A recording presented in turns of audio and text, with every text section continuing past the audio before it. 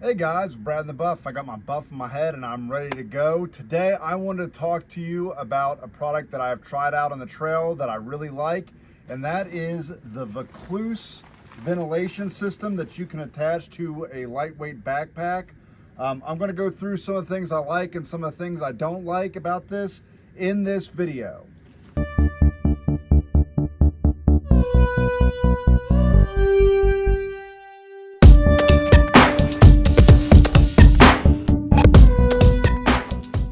So I just want to show you up close exactly what I'm talking about. Obviously this front part, this is my backpack. This is a frameless Z-Pax Nero, but on the front here you can see this kind of plastic side thing, and this is a Vaucluse backpack ventilation system. And the reason I got it is because normally what I have is I have just like a little pad that I keep up against my back, and it gets really sweaty when I'm just wearing that with my Nero. There's no ventilation to let heat escape. And what this does is it adds this plastic barrier so your back sits here and there's an air pocket for airflow to come in between, so that there is a barrier between you and the backpack to let that heat escape. I don't plan on using it all the time. I wouldn't use it for like deep winter backpacking when it's colder, but I liked having it for the summer. I tried it quite a few times.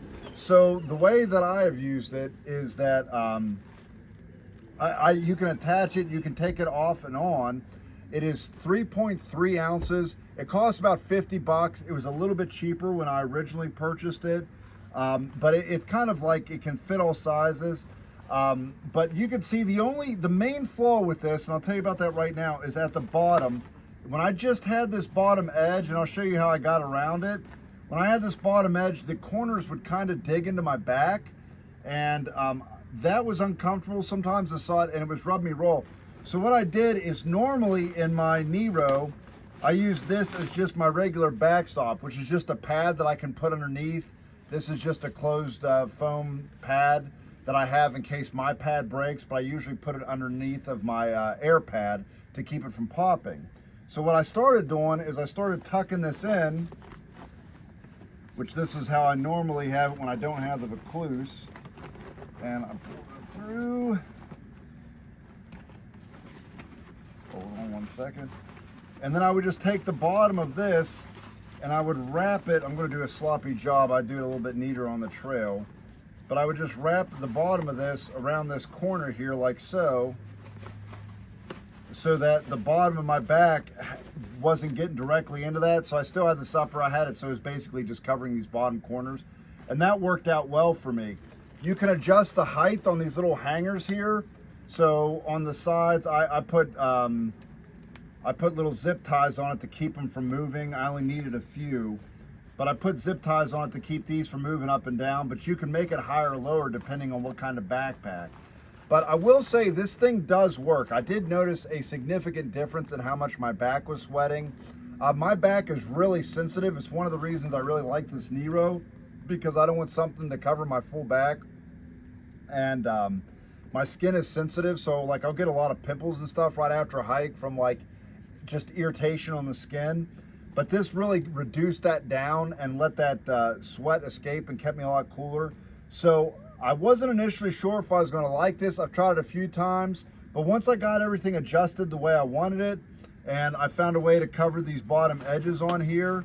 Here, I'll take it so you can kind of see it in full, unattached. This is what it looks like when it's not on the backpack. So you can see all it is just gives you a barrier there. But this is something I'm gonna keep in my gear. You know, 3.3 ounces is a little bit weighty. And if I was trying to go super ultralight, I don't think that I would use this, but it is nice to have for the summer months when it's really hot outside, just to give you a little bit more air conditioning so you're not sweating to death. So I really like this piece of gear for summer. It is something I'm going to keep. It is something I think I'll use often on warmer weather trips. I think it is worth the wait if it's particularly hot.